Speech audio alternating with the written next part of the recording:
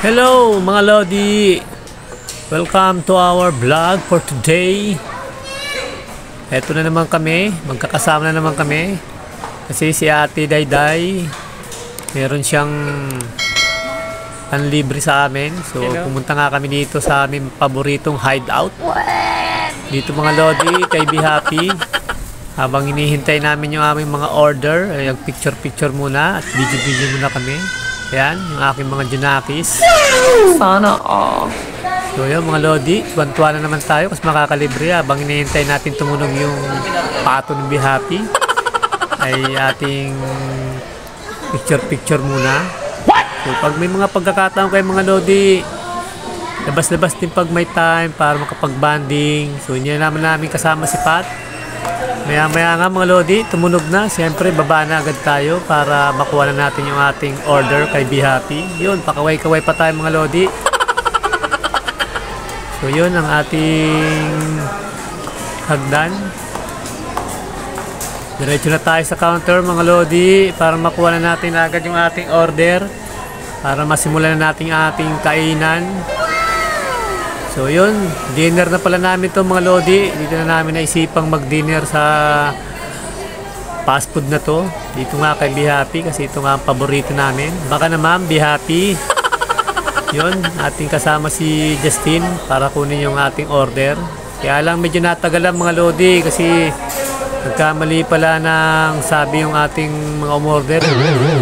Sila partner kasi ang umorder, kami lang ang kumuha. Nakalagay take out. Dine-in naman yung aming gagawin.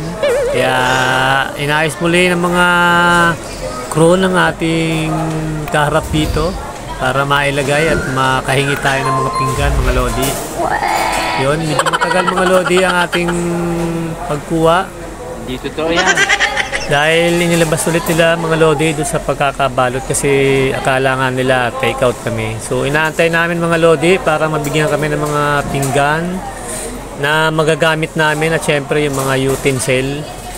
Yun mga Lodi, pero saglit lamang to mga Lodi, naayos lang nila. Medyo bago nga pala yung mga nagsiserve dito mga Lodi. Nakita ko kasi mga nakaputi pa sila, siguro mga trainee pa lang, kaya medyo hindi ganun kabilis silang kumilos pa mga Lodi. Pero okay naman mga Lodi, so far talagang masikaso sila dito. Magagaling talaga mga crew dito mga Lodi.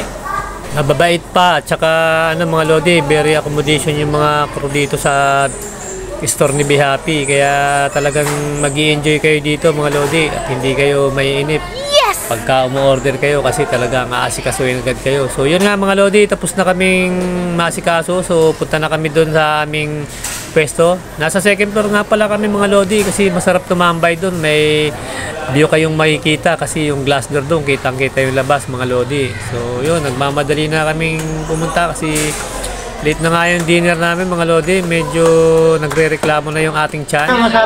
Kaya mamadali na tayong pumunta doon sa ating mesa. So pagkadating nga natin dito mga Lodi sa mesa natin, kainan na agad. Galit-galit muna, ganyan mga Lodi pag kumakain kami. Wala munang pansinan, kanya-kanyang kain muna habang ako pa video. Hindi totoo yan. So yun mga Lodi, pagkatapos nga niya mga Lodi, mabilis na kami kumain mga Lodi pagka ganyan. So baba na kami mga Lodi yun, no? Yun yung wall ni Be Happy, talagang makikita mo yung family frame doon. So yun mga Lodi, uwian na kami mga Lodi, tapos na yung aming dinner. So labas na kami dito kay Be Happy.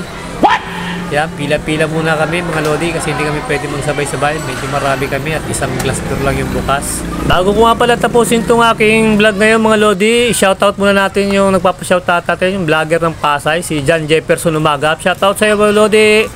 So yun mga Lodi, hanggang dito na lang yung ating vlog. So maraming salamat.